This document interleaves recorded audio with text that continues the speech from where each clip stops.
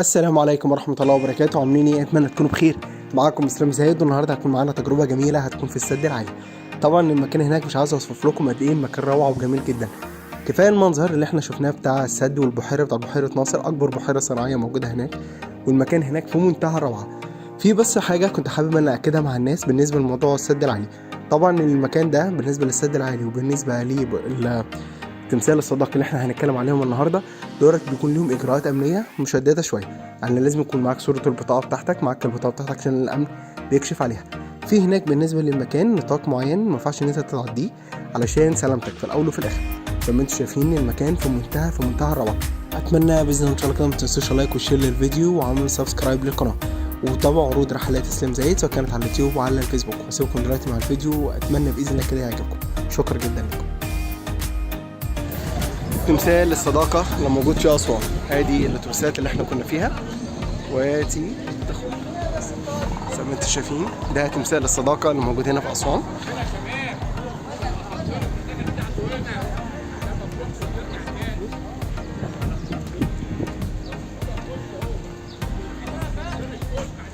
تمام، احنا كده في تمثال الصداقة اللي موجود هنا في أسوان.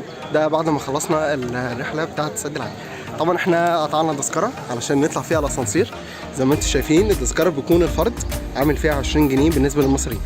احنا هنطلع بقى التمثال فوق، دي اول مرة اجربها، وباذن الله كده هتكون يعني تجربة حلوة. خليكم معايا. ده المكان زي ما انتم شايفين، كل ده في قاعدة التمثال من تحت.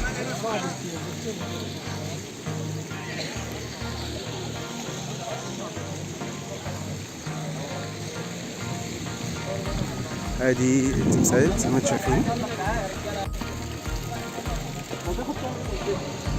تذكرة من تحت، خد تذكرة جيب.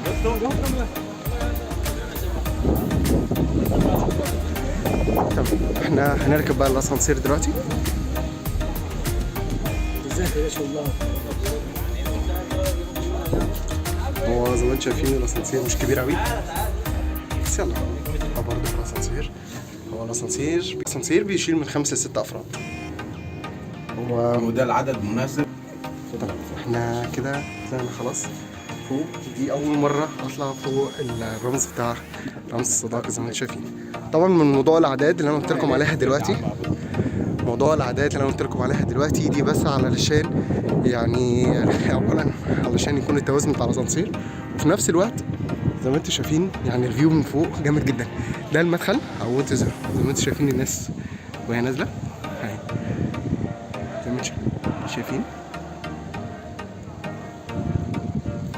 ادي تمثال الصداقة، ادي الاسانسيرات. المكان هنا فيه 2 اسانسير.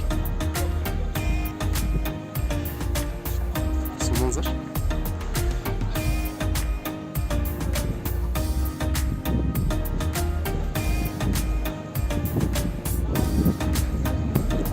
ادي الطريق زي ما انتم شايفين. ادي السد العالي، ادي البحيرة،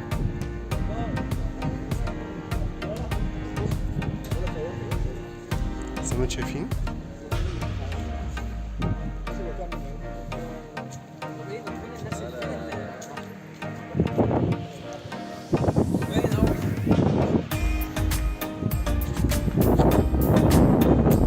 ادي المكان، ادي الاتوبيسات اهي زي ما انتم شايفين. بس المسافة يعني بصراحة مسافة كبيرة قوي. شايفين المنظر بتاعت صراحة موقف يخوف.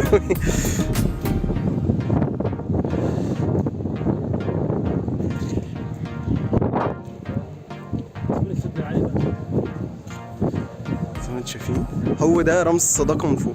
ممكن يكون في ناس كتير ما صورتوش او متعرفش المكان هنا فوق عامل ازاي، بس زي ما قلت لكم دي كل التفاصيل بالنسبة للتمثال بتاع رمز الصداقة الموجود في أسوان.